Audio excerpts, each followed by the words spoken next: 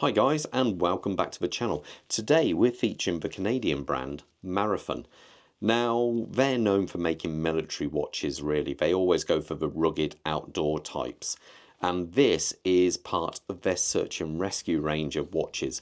But this one here is a collaboration they've done with the brand Jeep. So it has a few differences to the standard model on there. Now overall it is a very I would say chunky, but it's not as chunky as what you think. Kind of very solid looking watches. We have it in the automatic version here, but we also have it in the quartz version. Now, if you're probably a real rugged outdoor person, the quartz might be a better choice.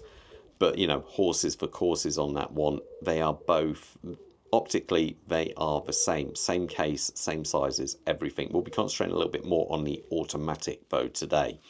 But before I get too far into a review, I've got to say a massive thank you to the team over at First Class Watches of Kent, who are based in Kenilworth. They've been superstars, always trying to get me the latest models and bits and pieces to review, so hats off to them, really top people.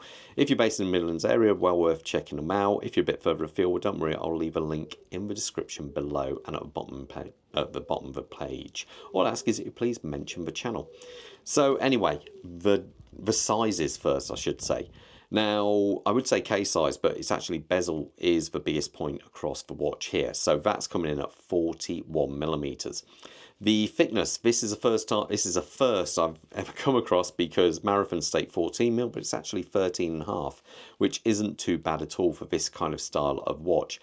The lug to lug, so this point across here is 48 mil, and the strap size is 20 millimeters.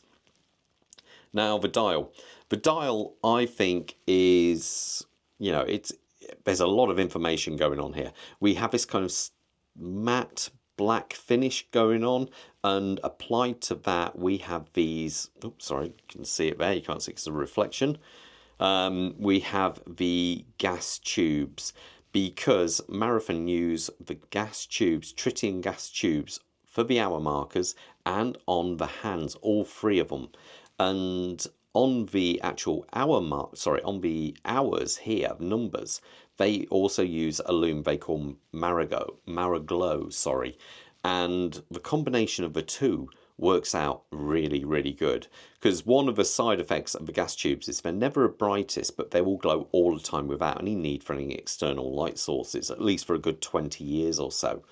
And because they're not quite so bright, the use of the other luminous material, which does require a light source, really elevates it. So this one does glow really well, I have to say, and the rehole inside kind of reflects that as well. So, you know, fair play to them there. We do have a date window down here at the kind of just gone 4:30 position. And on the dial, obviously, we've got quite a bit of text. We've got Jeep, we've got the radioactive H3 because of the tritium, and Marathon automatic there. So, you know, and 26 joules. I don't know why they put the 26 joules on there personally. I would like to have seen that gone. I understand the use of automatic because there is also quartz, but I would like to see a little bit of a cleaner dial there. Maybe get rid of some of these numbers and just have a 12369. Let me know in the comments what you guys think about. Am I being too picky? So anyway, lovely white stark hands. One thing which you probably won't notice at first is on the end of the second hand there is a very tiny red tip. So you've got like a syringe style hands on there, which I do like.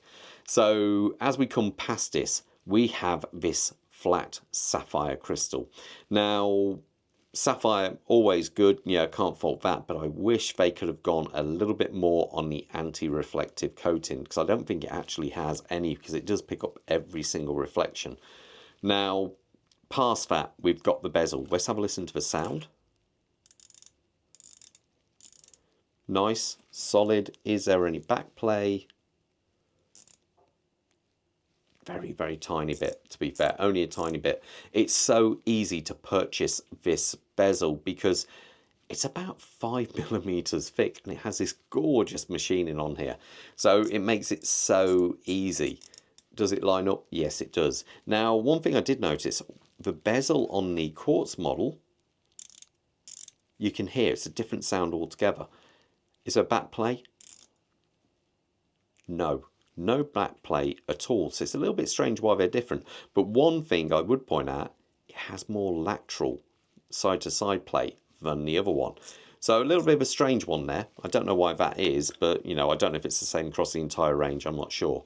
Now, the insert, I do believe, is an aluminium insert in there, but overall, it looks really good. Yeah, no problem at all. Now, when it comes to the case of a watch, they've gone for this, you know, nice brushwork going across there. I really like, but they have put in the Jeep symbol, yeah, with Jeep headlights and grille there. Now, it isn't just printed on, they have actually etched this back, so it does sit in there.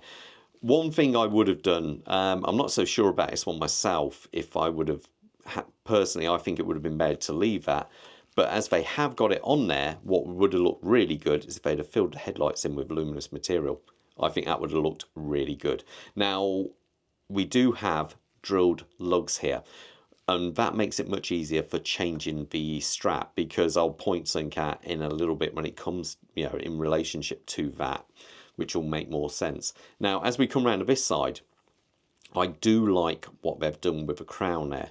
The crown, they have included the, you know, you used to see this on the back of the Jeeps, or at least you do in a lot of the movies from the, you know, Jeeps of that time period, and I think they've done a really good job of that. It does look good. You have these really solid kind of crown guards on there.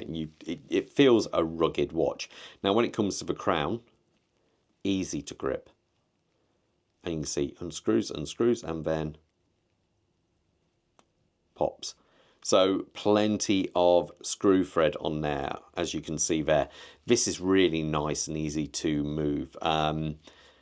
It's knurled, but it's not so sharp. I think a couple of weeks ago, I think, or a week ago, I did a Elliot Brown, and that had really quite, you know, very aggressive knurling on there. This one, they could do well with taking note from these guys.